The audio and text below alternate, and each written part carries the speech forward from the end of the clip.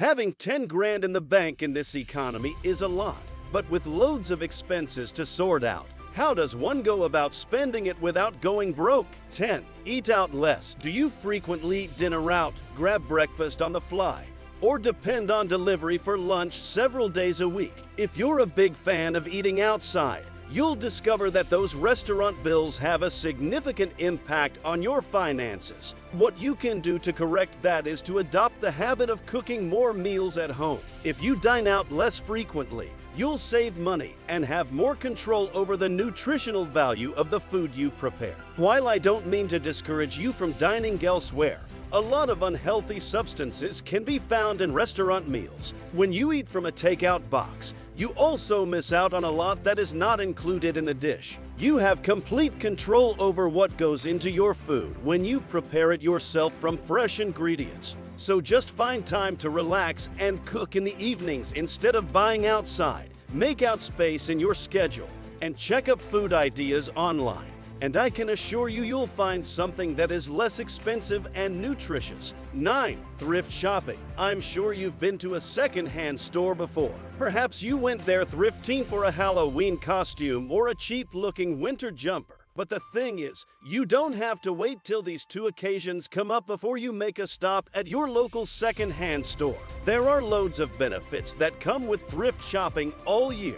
One of them, of course, is that it saves you money. Yes, I know you want to look super fly, but there's time for that. And with only $10,000 in your wallet, some things are just more important. So what you'll need to do is make it a practice of buying second-hand items whenever possible.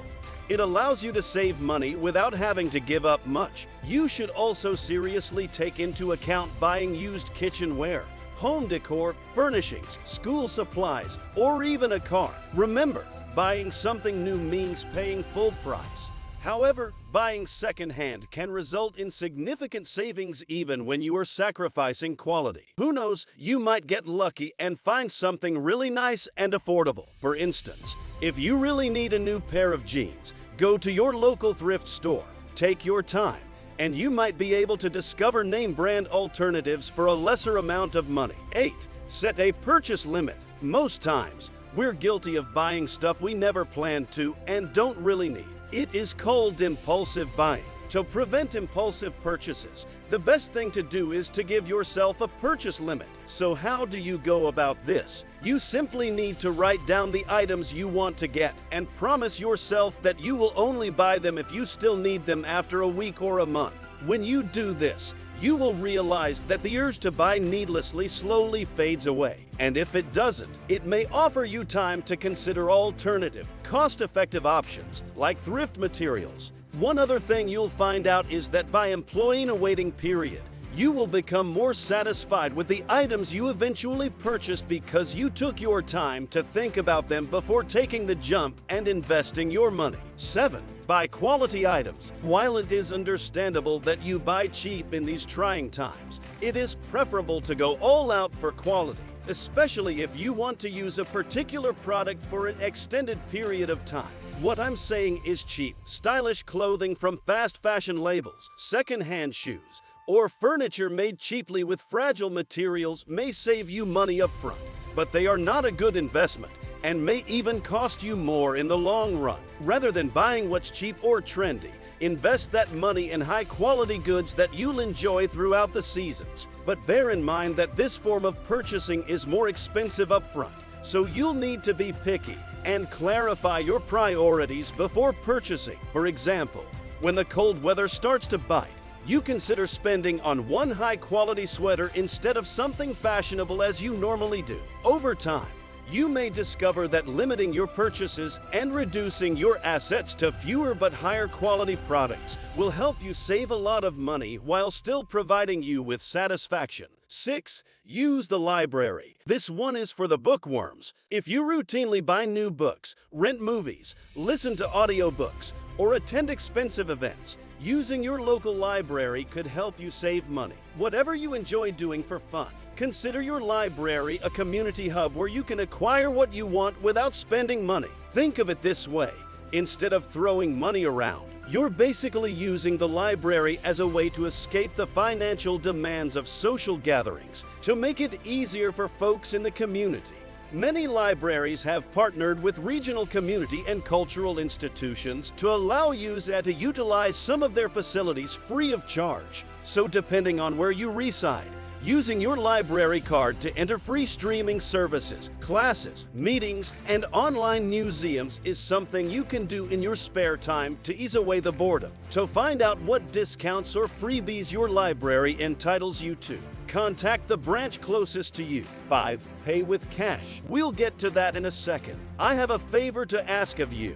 If you like this video so far, please subscribe to the channel. The world might have adopted the cashless policy, but there's nothing wrong if you go back to the traditional way of transaction, paying with cash. Making a cash budget before going shopping is a tried and true method of preventing overspending. So what you should do is make a cash budget and leave your credit card at home. Before you start browsing the shelves of the supermarket, you should impose on yourself a strict cash spending cap and only use your credit card on purchases you are certain you can afford to pay for. There's also a psychological advantage to the whole thing too. According to research, it tends to sting when you physically hand over cash and see it vanish before your own eyes. Because of this, using cash to make purchases rather than a debit or credit card can significantly increase your savings.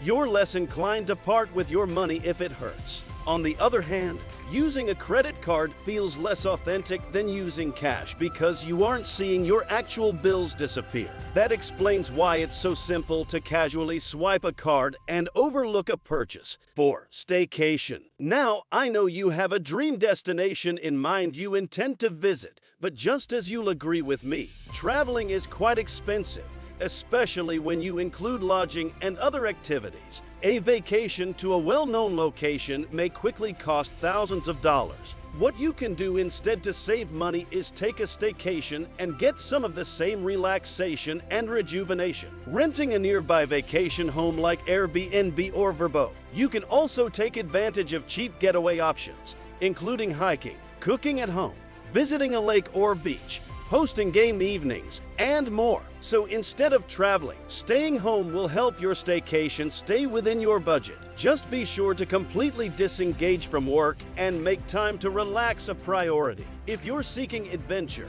check out new places in your community, like breweries, museums, and places serving food on the street. 3. Work from home. Working in the comfort of your house is another way to boost your savings. If you don't have a regular 9-to-5 job, look into working from home. There are numerous intriguing choices out there in your neighborhood. It is important that you pick something that piques your interest, or else finding the stamina to work after a long shift at your day job can be challenging. You can also look up the internet for employment. The internet is another world brimming with opportunities, but one has to be careful. That place is filled with job opportunities that appear to be scams. There are others that require payment or even skills that you don't have. While all of this is at play, you're probably seeing a lot of individuals post about how they earned $20,000 this month while sitting at home. The truth is you can be one of these guys. I mean, every now and then,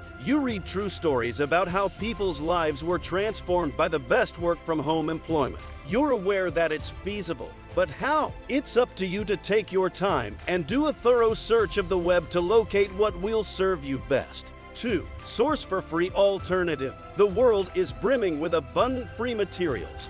You only have to know where to look. I'm sure there are plenty of charitable events around the corner, and as I said, you just have to be on the lookout. Once you figure out what day of the week people are giving out free stuff, take a trip over there, and you could get lucky and find bicycles in fantastic condition, wood furniture, TVs, and other items that are in near perfect condition. Just bear in mind that you might need a vehicle large enough to transport your newly acquired treasure home. There are also zero waste and sustainability initiatives that have made it easier to locate free items in your community. You can locate free products in local Facebook swap groups or on the website FreeCycle, which has 9 million individuals worldwide networking to exchange free resources and keep items out of dumpsters.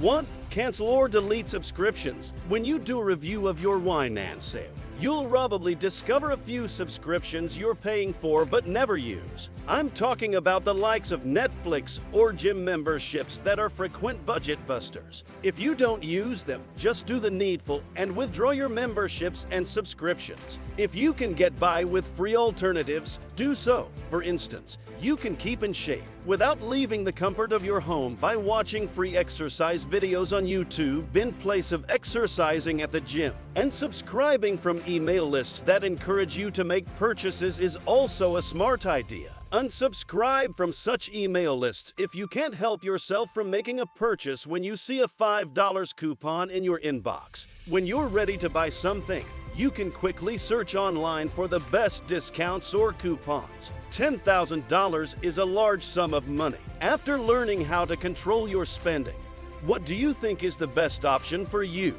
Getting a part-time job or limiting your purchases? Let us know in the comment below.